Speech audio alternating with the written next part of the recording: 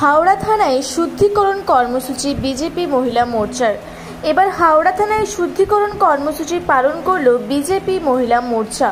দলের রাজ্য সম্পাদিকা ও আইনজীবী প্রিয়াঙ্কা টিবরেওয়াল সোমবার হাওড়ার এই কর্মসূচির নেতৃত্ব দেন। উপস্থিত ছিলেন বিজেপি মহিলা মোর্চার হাওড়া জেলা সদরের সভানেত্রী পৌলমী আদক সহ অন্যান্য নেতৃবৃন্দ।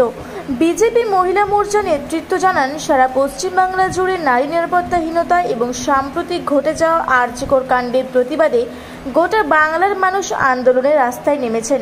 অথচ এই ন্যক্কারজনক ঘটনার প্রতিবাদে আন্দোলনকারীরা যখন রাস্তায় নামছে, তখন দেখা যাচ্ছে অপরাধীদের তালিকায় নির্লজ্জের মতো উঠে আসছে পুলিশ প্রশাসনের কর্তা ব্যক্তিদের নামও।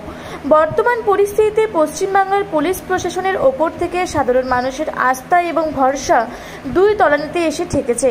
পুলিশ প্রশাসনের এই নির্লজ্জ ভূমিকা এবং রাজ্যের থানাগুলি বর্তমানে মহিলাদের কাছে সম্পূর্ণভাবে অসুরক্ষিত। তারই প্রতিবাদে রাজ্য মহিলা মোর্চার ডাকে এবং ভারতীয় জনতা পার্টির সহযোগিতায় আজ হাওড়া সদরের হাওড়া থানায় শুদ্ধিকরণ কর্মসূচির ডাক দেওয়া হয়।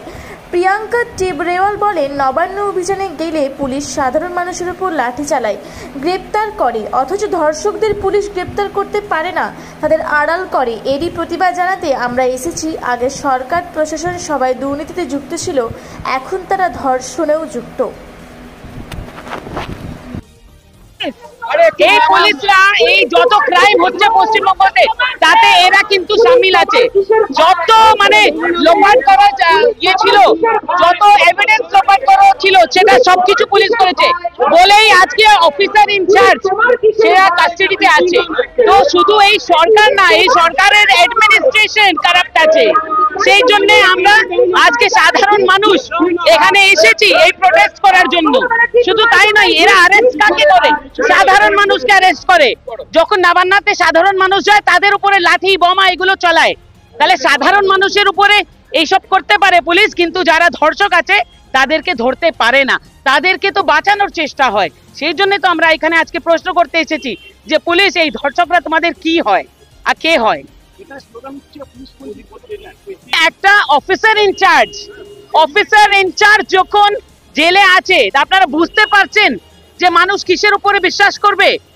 প্রশাসন, অ্যাডমিনিস্ট্রেশন, গভর্নমেন্ট, তারা সবাই কারাপশনে লিপ্ত আছে।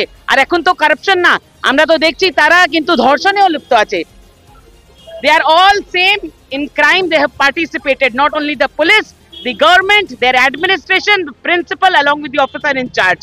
They will all be considered a complicit because they are equally participating in the crime, a heinous crime such as rape. अरे पुलिस को तुम्हारे जानाई ठीक ठीक ठीक कार अरे दर्शक তোমার কে হয় হাওড়া থেকে মণিশঙ্কর বিশ্বাসের রিপোর্ট, রূপসী বাংলা মিডিয়া।